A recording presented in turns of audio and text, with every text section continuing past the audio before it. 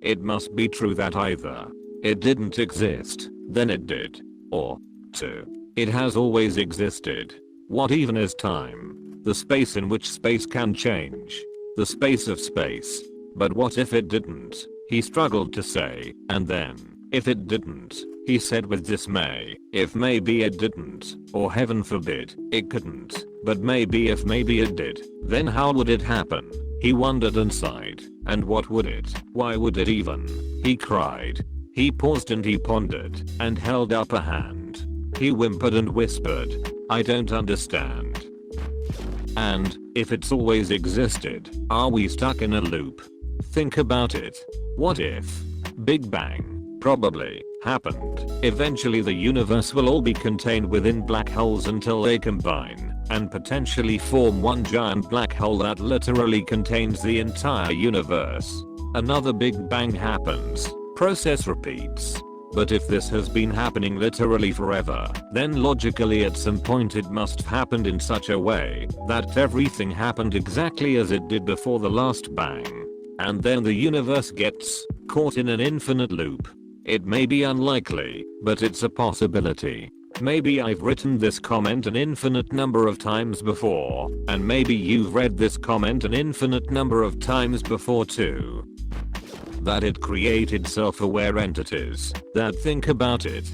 Of all the most amazing things, the tree that grows, the bird that sings, the wind that blows, the words unsaid, the stars above, the years ahead, the sailing seas, the misty night, the scented breeze, the candlelight, the beating heart, the only friend, the fleeting start, the lonely end, the falling rain, the winter's day, the grief, the pain, the beach, the bay, the turning tides, the open mile, the time that bites, the sob, the smile, the art, the air, the good, the grace, the perfect world, the perfect place. Of all the things there are to see, the most amazing thing is me. How young it is. People look at the universe being 13.7 billion years old and say that is ancient. That is nothing. Stars will continue to form for another 100 trillion years. Even after that, stellar remnants will exist for quadrillions of years. Black holes will still produce energy that can be used by intelligent civilizations for 10,100 years. Keep in mind, if biological life doesn't destroy itself, we will just keep getting more and more knowledge. It's probably a safe bet that within 500 years, which is nothing on universal timescales, we will be an interstellar species that has long ago transcended biology. There is no telling what our descendants will do for the remaining life of the universe. The 4 to 5 billion years of biological evolution of life on Earth will be looked at as an embryonic stage for endless quintillions of years of real life to begin post-biology. They will view the universe as their oyster, a place of infinite possibilities, while we are still just spending our days trying not to die, and trying to avoid being punished by our brains with pain. Black holes will still produce energy that can be used by intelligent civilizations for 10,100 years. The thing that freaks me out is that no matter how far off a point you imagine in the future, that moment will eventually be now.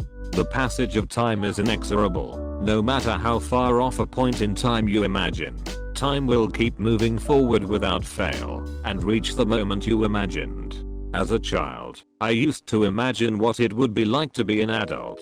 Back then, it felt like 10 years or 20 years in the future was so far away. But that 10 years, 20 years passed. I'm now an adult and have reached the point in time that I used to imagine was so far off. So too, will the year 10,100 eventually come. So too, will the year 1,010,000,000 eventually come. No matter how big a number one come up with, time will keep ticking and eventually reach that number. At that point, the universe will have been an empty and cold void for most of its history*. Cold emptiness will be the universe's natural state. The time when the universe had planets, stars, black holes, galaxies, and life was only a momentary glitch. barely even registering in the overwhelming majority of void and emptiness. Like the snap of a finger compared to an eternity. *THIS is assuming a heat death scenario. Its size compared to its speed limit. Edit. The visible universe is 98 billion light years across and only 13.8 billion years old. Nothing travels faster than the speed of light. It would take you longer than the universe has existed to reach most points in the visible universe, even if you could travel at near light speed. That's if the universe was static. It's not. The universe isn't only expanding, the rate of expansion is accelerating. The size of the greater universe is estimated to be 250 times larger than the visible universe and 7 trillion light years across. The overwhelming majority of the universe can never be seen, because it's growing faster than light can travel across it. Eventually all of the visible universe will be so far away that its light will never reach us, and the visible universe will be limited to our local cluster of galaxies. Edit 2. To all the grammar Nazis I triggered, eat a bag of dicks. Edit 3. A lot of comments on how the expansion of the universe can be greater than the speed of light. The galaxies aren't speeding away from each other, the space between them is growing. Picture a balloon, draw some dots on it, now blow it up. The dots are farther apart, but the dots haven't moved, the space between them has expanded. Nothing has moved faster than the speed of light. Space has stretched. There is no center to the universe. Space is expanding outward from every point in the universe. Edit 4. How can the observable universe be bigger than twice its age? Expansion. We can look into the past and see the light from galaxies that have now expanded so far away that the light they're currently emitting will never reach us. Edit 5. How do we estimate the size of the greater universe? Age and rate of expansion. Edit 6. How do we know light is the speed limit? Math. The faster you go, the heavier you get. Accelerating a single electron faster than the speed of light would require an infinite amount of energy. Some people have mentioned spooky action at a distance or quantum entanglement as information traveling faster than light. There are theories that address the problem, but that's way above my pay grade. Edit 7. What is the universe expanding into? Nothing. The universe, all that we know, is just getting bigger. Alternatively, we live in a multiverse, a cosmic soup with infinite big bangs occurring, creating infinite varying universes. Like dough rising, and each air bubble is an expanding universe. Look again at that dot. That's here. That's home. That's us. On it, everyone you love, everyone you know, everyone you ever heard of, every human being who ever was, lived out their lives. The aggregate of our joy and suffering, thousands of confident religions, ideologies, and economic doctrines, every hunter and forager, every hero and coward, every creator and destroyer of civilization, every king and peasant, every young couple in love, every mother and father, hopeful child, inventor, and explorer, every teacher of morals, every corrupt politician, every superstar, every supreme leader, every saint and sinner in the history of our species lived there, on a mote of dust suspended in a sunbeam. Carl Sagan. A pale blue dot. This is the image being referenced in this quote. That is us from about 4 billion miles away. That's not even close to being outside of our own solar system, let alone our galaxy. It really puts into perspective just how tiny we are. Edit. Had a lot of people asked how this picture was taken. It was taken by Voyager 1 in 1990. I had a hard time finding it cause my laptop screen is dirty, damp, and a coffee filter with a tiny bit of water. Not a lot, just enough to get it somewhat moist. Turn off the screen and wipe it. You can use a dry one to dry it after. Edit. Since a lot of people are finding this useful, I figure many don't know how to clean their mousepad either. Just a dime-size amount of shampoo and lukewarm water in the shower is all I use. Rinse off the mousepad, spread the shampoo in and rinse again.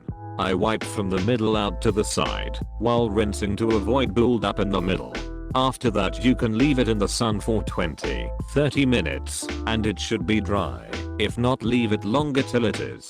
Avoid using a dryer, if possible, because it can mess up the mousepad, but if you do use a dryer then throw a few towels in with it.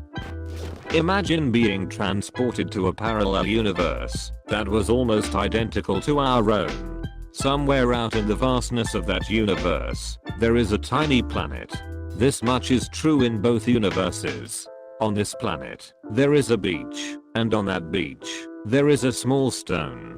Once again, both universes are alike in this regard. Beneath that stone, however, there are several million grains of sand, and while they are in precisely the same location in each universe, one of them, a tiny speck of particularly clear quartz, hewn from a larger hole millions of years before, has a single atom that is positioned a fraction of a femtometer differently than its twin in the mirror dimension. You may think that such an insignificant difference would label these two universes as being functionally identical, and you would be right. In fact, they are so similar that the multiverse has long since combined them into one reality. That single atom and that tiny speck of sand on that lonesome beach on a distant planet merely occupies two spaces at once, seeming to an outside observer to vibrate back and forth at a predictable rate. That every atom in existence seems to do the same is probably a coincidence. TL. Doctor, everything is buzzing. The multiverse interpretation of quantum mechanics is an intriguing idea. There's a related thought experiment called quantum suicide. Basically, you try killing yourself with a gun that only fires when a spin-half particle, with two possible states, is measured to have spin in a certain direction when the trigger is pulled. In quantum mechanics, before the spin is measured, it exists as a superposition of both spin up and spin down simultaneously.